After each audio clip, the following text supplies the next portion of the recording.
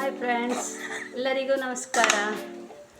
ನಾನು ಮಕ್ಕಳಿಗೆ ಬೇಕಾಗಿ ಒಳ್ಳೆ ಪ್ರೋಟೀನ್ಗಳೆಲ್ಲ ಇರುವ ಒಂದು ಡ್ರೈ ಫ್ರೂಟ್ಸ್ ಮಾಡ್ತಾ ಇದ್ದೇನೆ. ಇಲ್ಲಿ ನೋಡಿ, ತುಪ್ಪವನ್ನು ಬಿಸಿ ಮಾಡಿದ್ದೇನೆ. ಆಮೇಲೆ ಅದಕ್ಕೆ ಖರ್ಜೂರ, ದ್ರಾಕ್ಷಿ, ಒಣ ದ್ರಾಕ್ಷಿ ಮತ್ತು ಬಾದಾಮಿ, ಗೋಡಂಬಿ ಇದನ್ನೆಲ್ಲ ಸ್ವಲ್ಪ ಪುಡಿ ಮಾಡಿ ಕಾದ ತುಪ್ಪದಲ್ಲಿ ಹೀಗೆ ಹಾಕಬೇಕು. ಹಾಕಿ ಸ್ವಲ್ಪ ಚೆನ್ನಾಗಿ ಹೀಗೆ ಮಗುಚ್ತಾ ಇರಬೇಕು. ಯಾಕಂದರೆ ಸ್ವಲ್ಪ ಬಿಸಿ ಆಗಬೇಕು. ಬಿಸಿ ಆಗಲಿಲ್ಲ ಅಂತ ಹೇಳಿದರೆ ಅದು ಮತ್ತೆ ಬೇಗ ಹಾಳಾಗ್ತದೆ. ಒಮ್ಮೆ ಹೀಗೆ ಮಾಡಿಟ್ರೆ 1 ತಿಂಗಳು ಸಾಧಾರಣ ಬರ್ತದೆ. ದಿವಸ ಒಂದೊಂದು ಚಮಚ ತಿನ್ನಬೇಕು. ಅದನ್ನು ನೀವು ಪುಡಿ ಮಾಡೋ ಮಾತ್ರ ಪ್ರತ್ಯೇಕ ಪುಡಿ ಮಾಡಬೇಕು. ಯಾಕಂದರೆ ಬಾದಾಮಿ ಸ್ವಲ್ಪ ಗಟ್ಟಿ ನೋಡಿ. ಅದು ಗೋಡಂಬಿ ಬಾದಾಮಿ ಒಟ್ಟು ಪುಡಿ ಮಾಡಿದರೆ ಬಾದಾಮಿ ಹಾಗೆ ಉಳಿತದೆ. ಗೋಡಂಬಿ ಮಾತ್ರ ನೈಸ್ ಆಗುತ್ತೆ. ನೈಸ್ ಆಗುವ ಅದಕ್ಕೆ ಸ್ವಲ್ಪ ಹೀಗೆ ತರಿ ಇರಬೇಕು. ಆಗ ಮಕ್ಕಳಿಗೆ ತಿನ್ನಲಿಕ್ಕೆ ಖುಷಿ ಆಗ್ತದೆ. ದಿವಸಲು ಶಾಲೆಗೆ ಹೋಗುವಾಗ ಊಟ ಎಲ್ಲ ಮಾಡಿ ಒಂದೊಂದು ಸ್ಪೂನ್ ತಿಂದುಕೊಂಡು ಹೋದರೆ ಅವರಿಗೆ ಒಂದು ಸ್ವಲ್ಪ ಟೇಸ್ಟ್ ಸಹ ಬರ್ತದೆ, ಖುಷಿ ಆಗ್ತದೆ. ಮತ್ತು ಹಾಕಿದರೆ ಕ್ರಿಸ್ಟಲ್ ಹಾಕ್ಬೋದು. ಕ್ರಿಸ್ಟಲ್ ಅದು ಓಟೆಲ್ಲ ತೆಗೆದು ಕ್ಲೀನ್ ಮಾಡಿ ಸ್ವಲ್ಪ ಪುಡಿ ಮಾಡಿ ಹಾಕಿದರೆ ಒಳ್ಳೆಯದು. ಸ್ವಲ್ಪ ಹೀಗೆ ಬಿಸಿ ಮಾಡಿ ಡಬ್ಬದಲ್ಲಿ ಹಾಕಿಟ್ರೆ ಸುಮಾರು ಸಮಯ ಆಗೋದಿಲ್ಲ.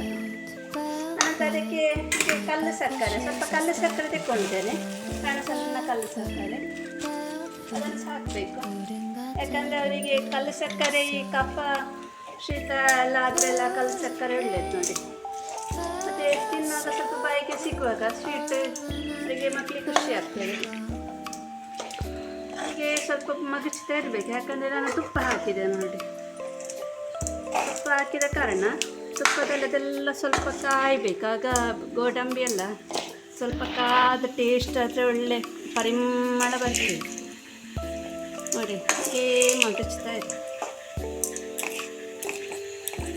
ಅದು ಉಂಡೆ ಇರಬಾರ್ದು. ಬಿಸಿ ತುಪ್ಪ ಕಾದ ಮೇಲೆ ಒಂದೊಂದೇ ಪುಡಿ ಹಾಕಿ ಮಾಡ್ತಾ ಇರಬೇಕು. ಹೀಗೆ ಮಗುಚ್ತಾ ಇರಬೇಕು. ಈಗ ಒಳ್ಳೆ ಕಾದಿದೆ. ಈಗ ನಾವು ಅದನ್ನು ಹೀಗೆ ಸ್ವಲ್ಪ ಮುಚ್ಚಿಡುವ.